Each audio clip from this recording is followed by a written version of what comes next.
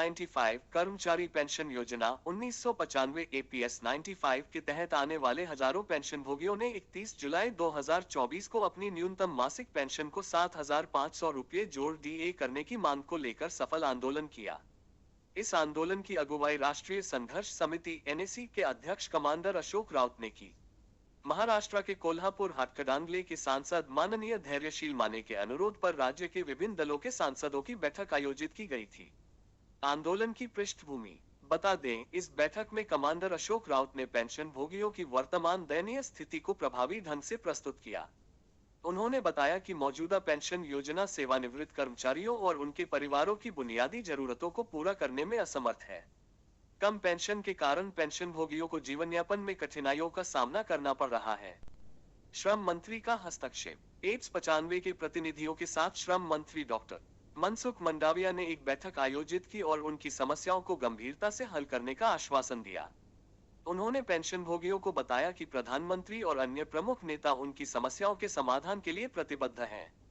उन्होंने आंदोलन को वापस लेने का आग्रह किया, जिस पर कमांडर अशोक राउत ने सहमति जताई और आंदोलन को एक निश्चित तिथि तक टालने का निर्णय लिया। बैठक में प्रमुख उपस्थितियां।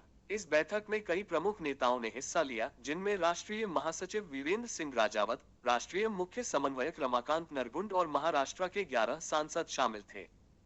इसके अलावा श्रीमंत छत्रपति शाहू महाराज, धुले की सांसद श्रीमती शोभा ताई बच्चन, कांग्रेस नागेश पाटिल एष्टेकर, संजय देशमुख, कल्याण काले, भास्करराव भागरे, राकांपा राजाभाव वाजा, भावसाहेब वाकचौरे, ओमराजे निम्बालकर और बड़ू जाधव जैसे अन्य प्रमुख नेता भी उपस्थित थे। आपातकालीन बैठक। APFO कार्यालय में NAC के प्रतिनिधिमंडल के साथ एक आपातकालीन बैठक आयोजित की गई, जो देर रात तक चली।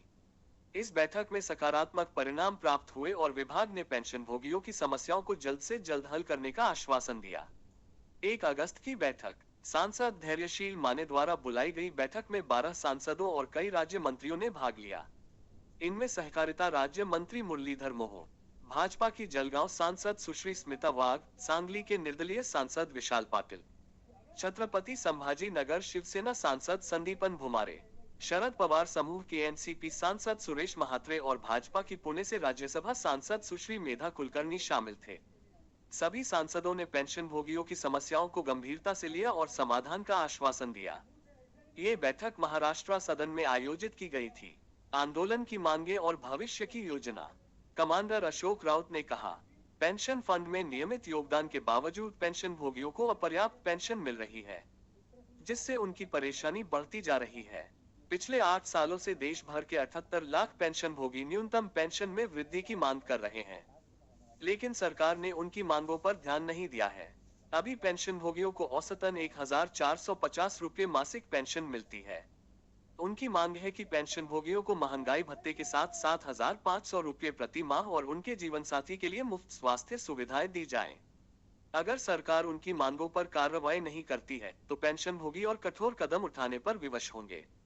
APS 95 की संरचना। APS 95 के तहत कर्मचारियों के मूल वेतन का 12% हिस्सा भविष्य निधि में अंशदान के रूप में आता है। इसमें से 8.33% नियोक्ता की ओर से और 1.16% सरकार की ओर से अंशदान होता है।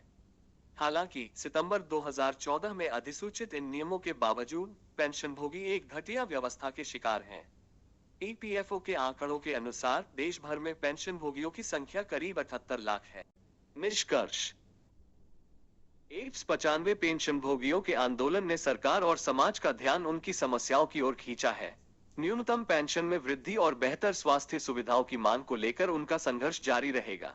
सरकार को इस मुद्दे को गंभीरता से लेना चाहिए और जल्द से जल्द समाधान निकालना चाहिए, ताकि पेंशन भोगियों को एक सम्मानजनक जीवन जीने का अधिकार मिल सके।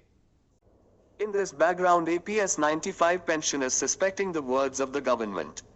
They are thinking that they should not believe the government until the government order came into force. Till that, agitation should be continued.